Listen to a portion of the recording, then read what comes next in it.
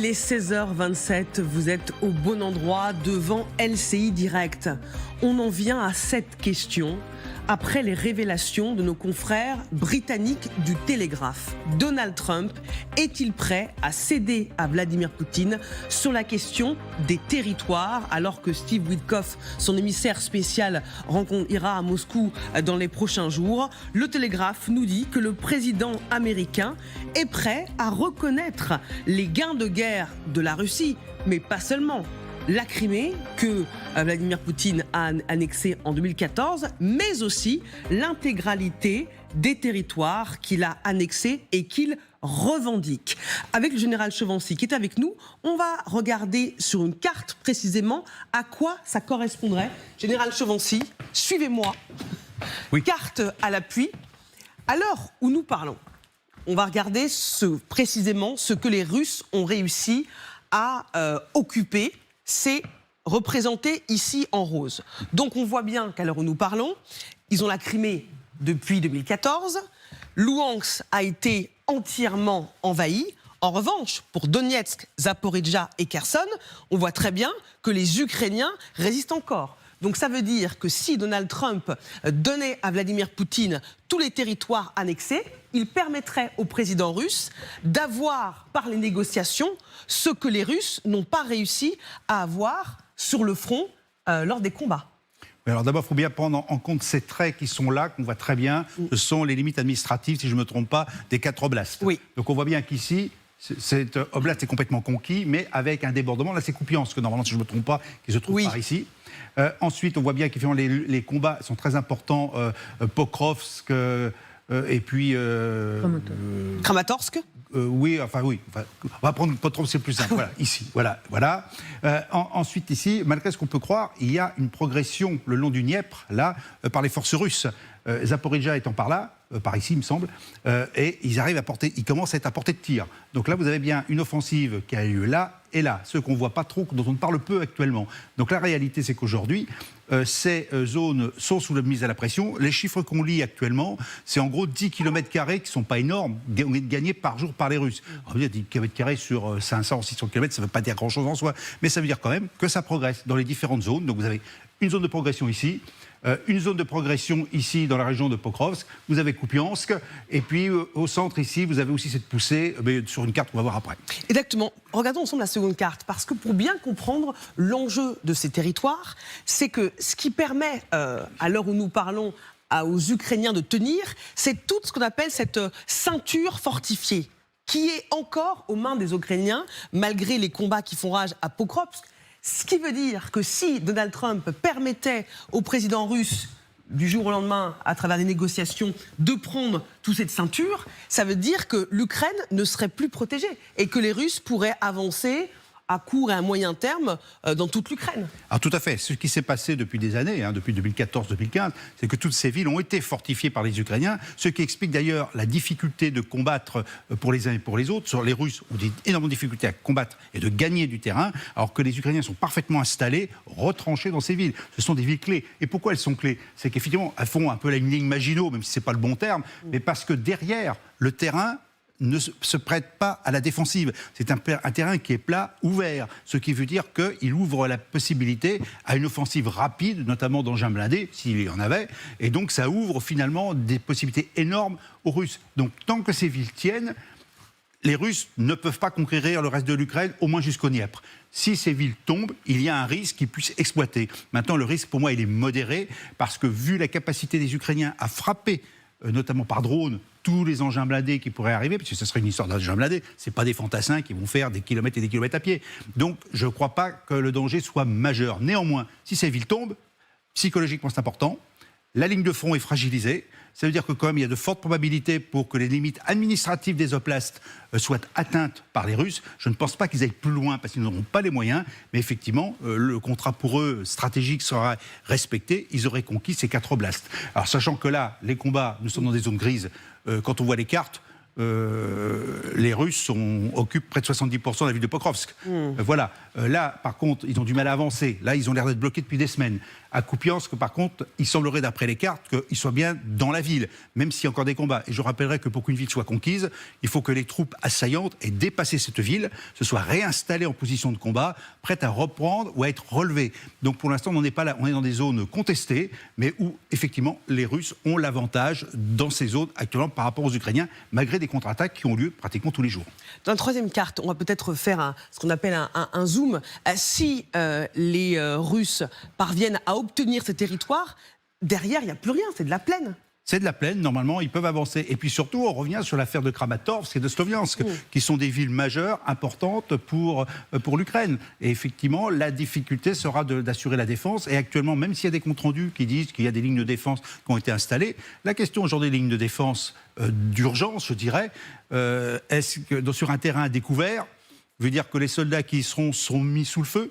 Et qu'aujourd'hui, est-ce que l'Ukraine a les moyens de mettre autant de combattants dans cette ligne de défense pour arrêter les Russes? Et je dirais que si les villes dont on vient de parler tombaient à 1, 2 ou 3 endroits, peut-être que là, la position du président Zelensky changerait sur l'issue de cette guerre. On poursuit ce débat, merci Général Chauvency. Je précise que nous partirons à Moscou dans quelques instants pour rejoindre notre correspondant pour TF1 LCI, Charles Divot. Bertrand Galichet, on sait que Donald Trump a changé d'avis de multiples fois.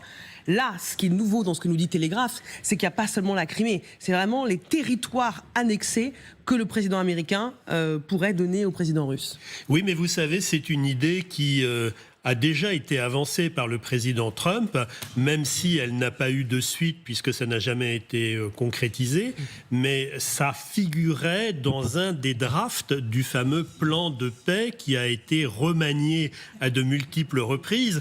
Et donc, on sent bien quand même que Donald Trump n'a aucune prévention face aux demandes insistantes de Vladimir Poutine et qu'au fond, pour lui, ça n'est pas une barrière ni politique ni morale et qu'il peut très bien décider d'accorder, s'il obtient ce qu'il souhaite en échange, c'est-à-dire finalement un plan de paix même très défavorable à l'Ukraine. Donc ça fait partie quand même des fondamentaux qui sont dans l'esprit de Donald Trump, semble-t-il, pour autant que l'on puisse en juger, mais depuis assez longtemps. Et donc, si jamais il formulait de façon très claire cette proposition aux Russes, qui serait naturellement rejetée par les Ukrainiens, eh bien, ça ne serait pas tellement surprenant. Nous allons partir à Moscou, retrouver Charles Divot qui nous attend, notre correspondant pour TF1 LCI. Charles, on voit très bien que le président russe avance ses pions avant que Steve Witkoff, l'émissaire spécial de Donald Trump, revienne à Moscou, et il espère réussir à obtenir une nouvelle fois un revirement du président américain en sa faveur. Oui, d'ailleurs, l'information elle a très vite été relayée par les agences de médias russes, parce que la question de ces territoires, vous le savez, c'est la question primordiale aux yeux de Vladimir Poutine, la demande numéro 1 pour que cette guerre cesse, parce qu'il faut bien comprendre que sans ces territoires annexés, eh bien, Vladimir Poutine aura du mal à légitimer les quelques 4 années qui viennent de se dérouler aux yeux de sa population. D'ailleurs, pour rappel, hier, lors de sa conférence de presse, Vladimir Poutine a reparlé de ces territoires, expliquant qu'il y avait 2 options, où les Ukrainiens, l'armée ukrainienne partait, ou alors l'armée russe continuera son avancée. Merci beaucoup Charles Divot, notre correspondant pour TF1 LCI, en direct de Moscou ce soir. Si Donald Trump reconnaissait les annexions de Poutine, annexion, j'ai envie de dire, unilatérale, ça serait totalement contraire au droit international. Oui, alors plusieurs choses. Bertrand l'a dit, l'annexion de la Crimée, enfin la reconnaissance par les États-Unis de cette annexion en 2014, elle a déjà été évoquée au printemps dernier et on sait déjà qu'elle est sur la table à la Maison-Blanche. Ce qu'il y a de nouveau dans les informations du Télégraphe qu'il faut évidemment prendre avec prudence, c'est que dans le paquet cadeau, si je puis dire, vous avez la Crimée, puis les 4 oblasts conquis par les Russes, et donc Trump pourrait reconnaître cette annexion. C'est totalement contraire au droit international qu'on connaît depuis 1945. Et c'est totalement contraire à la doctrine américaine qui dit depuis la même époque qu'un État ne peut pas prendre de territoire par la force à un autre État. Mike Pompeo, pendant le premier mandat, avait dit hors de question de reconnaître l'annexion de la Crimée 4 ans après l'annexion de ce territoire. Si Trump fait ce cadeau aux Russes, c'est un changement de doctrine américaine et une violation totale du droit international. Maintenant, on va voir si effectivement la semaine prochaine, c'est le paquet cadeau que Steve Witkoff et peut-être Jared Kushner amèneront à Vladimir Poutine. Anastasia. Oui, effectivement, cette option de reconnaître la Crimée par Trump, on en parle depuis un an, je pense. Mais là, Moscou veut encore plus. Et les régions ne sont même pas encore conquises par l'armée russe et elle les veut déjà. Pour l'instant, ça paraît quand même incroyable parce que je ne me rappelle plus par qui reconnaît la Crimée. Abkhazie, Ossétie du Sud, peut-être Nauru. Un micro-État. Il y a même des La pays... Corée du Nord, peut-être. Il y a même des pays, petits pays africains qui ont été approchés par Moscou, sans doute ont pris de l'argent et qui n'ont pas reconnu les conquêtes russes. Ici, les États-Unis le font, ça sera quand même un pas majeur. Je ne l'exclus pas complètement. Ou peut-être ce sont des promesses de Witkoff que Poutine promet. Il demande tout ce qu'il veut à Witkoff. Ensuite, Witkoff, il dit quelque chose de poli. It's a nice idea. Déjà, en Crimée, ne connaissent pas que nice et excellent. Ce sont deux choses différentes en anglais. Parfois, c'est même mal traduit. Il y a des quiproquos dans ce sens. En tout cas, Poutine, il peut penser que c'est possible. C'est déjà assez dangereux pour le pousser à encore plus de folie. Hier, quand Poutine parlait, il avait évoqué une ville qui n'existe pas. Qui était en train d'être encerclé par son armée. Peut-être c'était un lapsus, peut-être il devient âgé, mais en tout cas il vit dans ce monde. Et déjà cette carte blanche par les Américains, rien qu'évoquer, rien que cette possibilité, c'est déjà assez mauvais.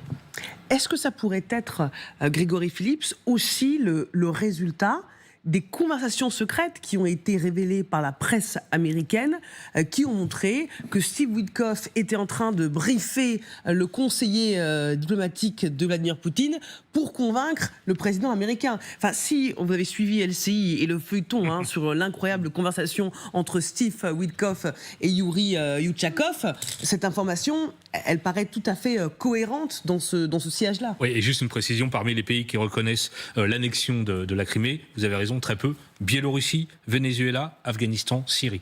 Donc, vous voyez, très peu, oui. vous voyez le pas qu'on passerait si les États-Unis entraient dans ce club très restreint des pays qui ont reconnu la conquête de ce territoire par la force. Oui, vous avez suivi ça, effectivement, la modification du plan, le fait que les échanges qu'il y a eu entre les Russes et les Américains, le fait que ce plan a sans doute été grandement rédigé par Moscou et puis après un petit peu corrigé ou américain pour faire passer la pilule, notamment aux Européens.